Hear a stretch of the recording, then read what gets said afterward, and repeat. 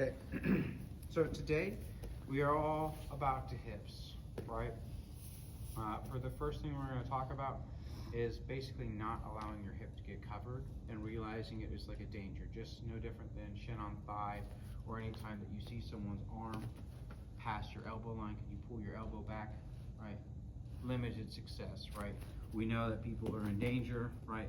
Why? Because if he tries to step back, he can't, right? If he steps forward, he offers me more of his back, right? So we can see that these are type of moments that we should recognize shit's going wrong, right? Well, we're going to talk about this much hip cover, and that's the moment that you should start to realize things are going wrong, right? Anytime half of your hip can be covered, things are going wrong, right? This is easy to see while standing. See, I'm in front of him, I cover half of his hip, I own his weight, right? If I own more than half of his hip, I own more of his weight, easier, right? But half the hip is kind of like what you have to worry about, because if I own this much of his hip, I try to do that, not a whole lot's gonna happen, right? I may break his posture, but he's just gonna get out of it, no problem, right? Well, this applies not just in the front. I'm showing this to you in the front because it's easy to watch my hips come in front of his hips and be able to affect him, right? This same thing applies to the side of his hips and to the back of him, right? Does that make sense, right? Front, back, and side, right? Now, you're just talking about how much of it you can own, right? Because if I own the entire front, that's a suplex style, right? I enjoy and have all of the back, another style of suplexing. Does that make sense? We can own the entire thing, right? It's just what percentage you have will dictate how much this needs to register in your brain of how fucked you are. Does that make sense?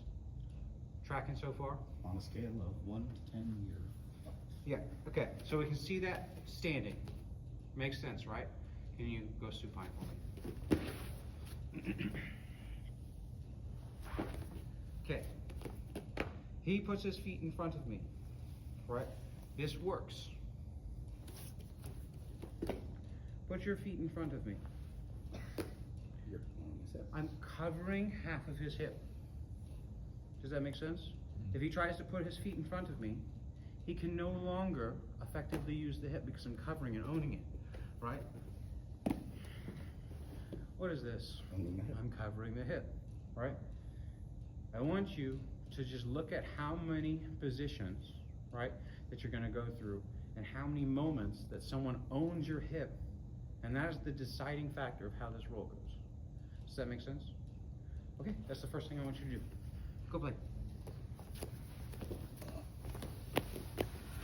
Chomp. Okay, so I talked a little bit about how much hip coverage we're going to get, and when it should be a danger zone for others, and then when we should be able to feel that we have the power, right, to own someone's weight, right? So now, I want you to think about never being in someone's lap, okay? If you're in someone's lap, you're losing. Tracking? Can you go supine? Right? I'm in his lap. I'm not winning right now, right? I am not owning him in my lap. He's owning me in his lap. His hips have beat my hips. They outposition mine, right? However, anything of this nature, where is he? He's in my lap. He's in my lap.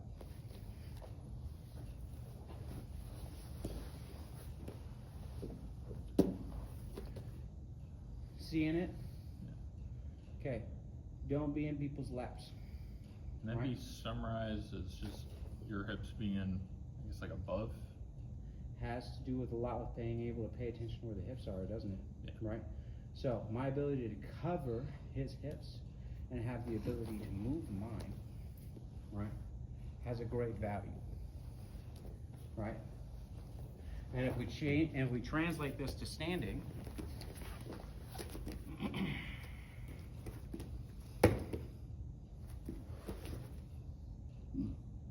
does that make sense? Yeah. We've always seen the value of being behind our opponent, right? This is an easy thing to be like, this is a better spot than being in front of him, right? Now, Is it not better the fact that he can't really move his hip around, right? He can move his legs, move the legs, right? If he moves his hips, I move, right? Now let's say he tries to move his legs now. He moves where I want him to, right? Did you feel like you could walk forward very easily? No, you could just drag him, right? That goes in any direction, right? I'm here, I have control of his hips.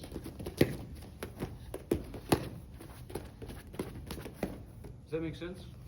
Our hips can be connected, right? But at any time that we're doing this, whose hips can move? Right, because I cover his hip.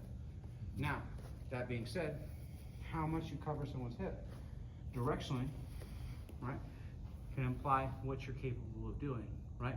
His legs can't come forward. If he tries to walk forward, I'm in between him, right, which gives me more ownership of his legs. However, he walks back, no control, right? So, no different than having a thumbless grip. If he pushes forward with his hand, I am now gripping nothing, right? I am gripping his body. I am covering his hip. The moment he is able to shift his weight back, I am no longer gripping anything. Are we tracking that? Now we can improve these, right? The more around the hip we get, aka our arm, right? If he tries to take a step back, really can't now, can you? Right? And if he does manage to take an actual step back, he pulls me with him, right? Not always a good thing, but noteworthy, right? Because it means we can move together.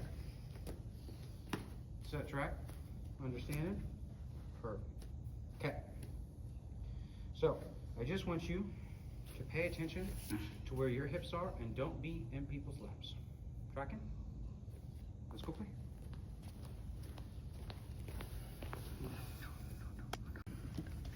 In comparison to him. Just like that. No, it's just all of like so. We see in jiu-jitsu that a lot of the danger comes when we are in someone's lap, right? So what do I mean? Say we're here, right? He's in my lap, right? But it gets progressively worse the higher my lap gets into more isolation.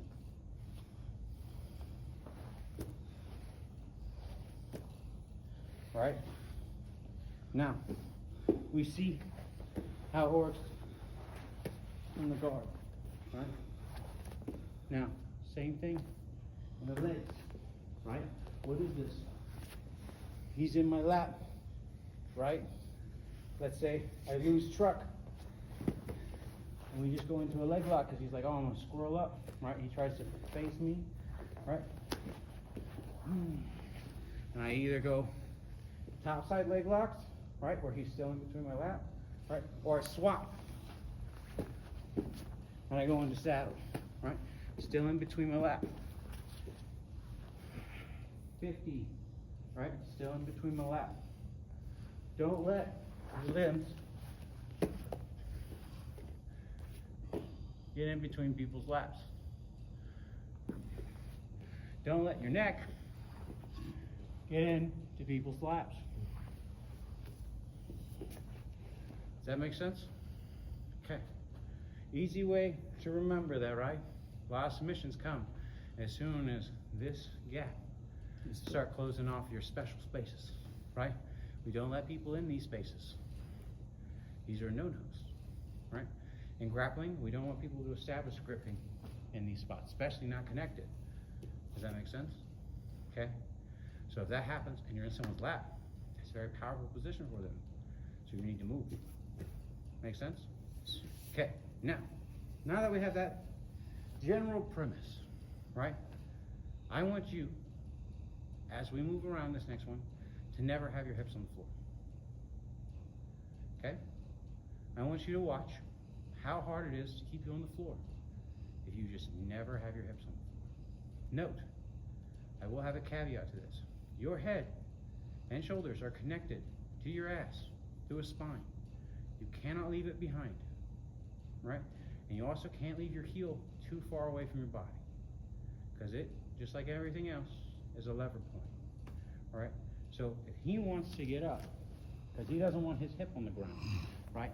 But he leaves his foot back here, right? And he tries to stand up, right? You see how that is like right here, and I just go.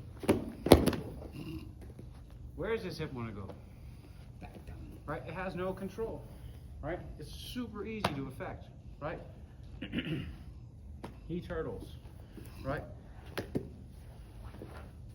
This foot is anywhere out. What happens? It's too easy to maneuver him, right? Also, go back, to your back, right? His hips on the floor, right? He goes to turtle. His head and his shoulders, right, are connected to this body. You cannot leave them behind, right? But the goal for the next little bit is just keep your hips off the floor. What does that look like?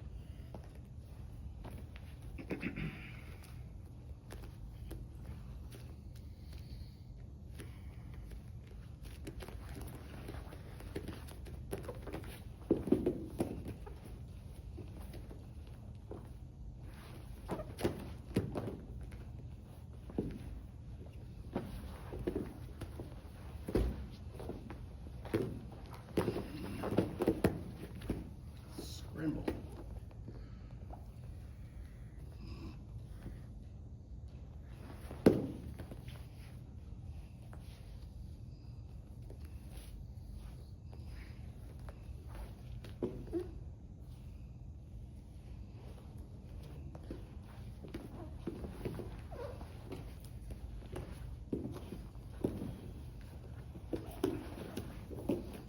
Are you seeing it? Making sense? Very hard to keep someone on the floor, isn't it? If they just refuse to let their hip stay on the floor. Okay, go play with that.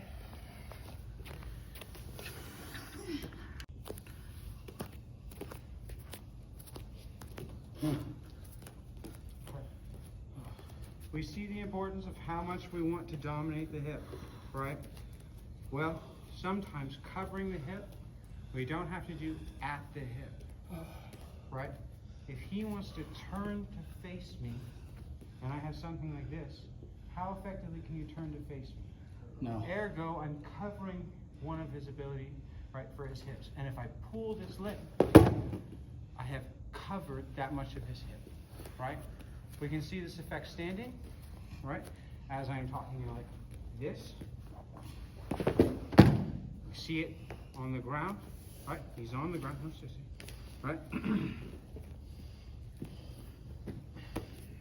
Turn towards me. Turn away from me. Ooh. So this is the real goal that we are trying to get, right? And I do this in probably a different way than most of you, is I'll get a type of high positioning, right? And I get this arm across typically, or this arm across typically. And then I try to make their knees face the other way, right? I'm covering them without having to be there. Does that make sense? Right? His hip is really now only functional one way. He goes that way. Cool, right? Go that way. Tension through rotation. Right? He can't rotate that way. He can't rotate into me now because I'm covering his hip. Right? These are little things that we're gonna need to like be able to piece together. Right? They're all part of the whole. Right? So when we're shutting people down like this, what we're actually stopping is their ability to get away from us, to rotate. Right?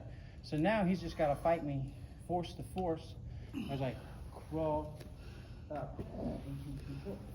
And I can even do the same thing here. Does that make sense? See, I'm hitting this leg, capturing that elbow, so he can't turn. Can you turn? Right? Because I'm on both the pivots, I'm covering his whole hip now, right? I'm only kind of halfway on his hip, right? I'm mounted over it though. If you really look, I'm like this, right? And I'm stopping this type of rotation through his elbow, right? So you don't have to be touching the hip to cover the hip. Does that make sense? Right? That being said, the further you get away, the less guarantee you have on it, right? So, say I want his hip and I start playing with his foot, right? This looks like it's a very drastic effect, right? Well, not really, right? Because there's so many mechanisms in this, right? If he turns his leg, right? Take the weight off, but just keep your leg turned, right? That's hard, right? Now, I want you to bend your knee, right? Now, my ability to affect his hip is actually greater, right? Because I'm going into the knee battle, and it's closer, right? But if I try to do that down here, right? That's very hard for me to control and very hard for me to get the desired effect that I'm looking for. See how I'm covering that leg? Well, I could do the same thing right here. So the closer you get to the hip, the more guaranteed coverage you're gonna have.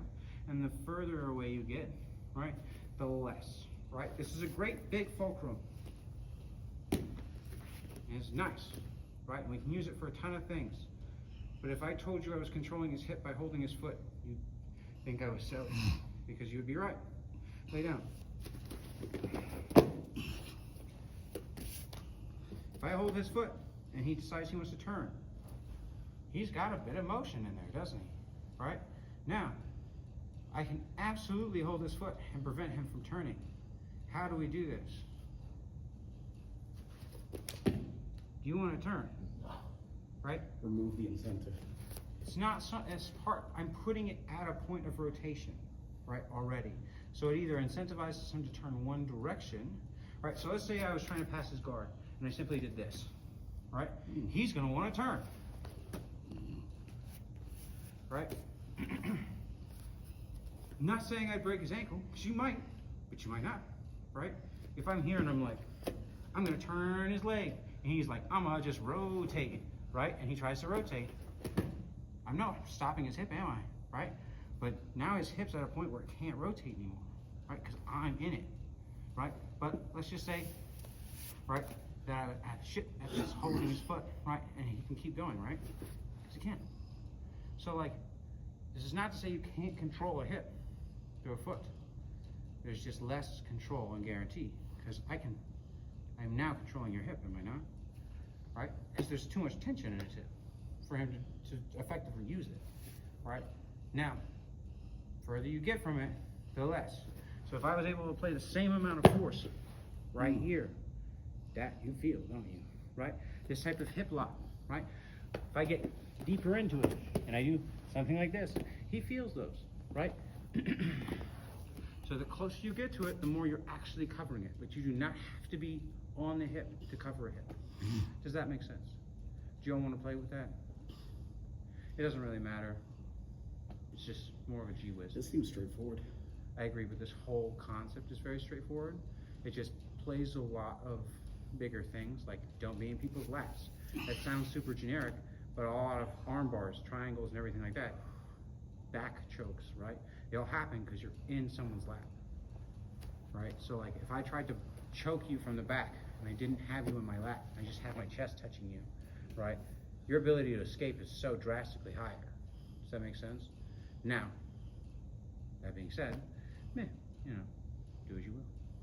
Make sense? I mean, we don't drill, but don't do it in live rolls. We'll try Well, that's to- what I'm saying. Like, ready to play then? All right. To the rolls. Real quick on the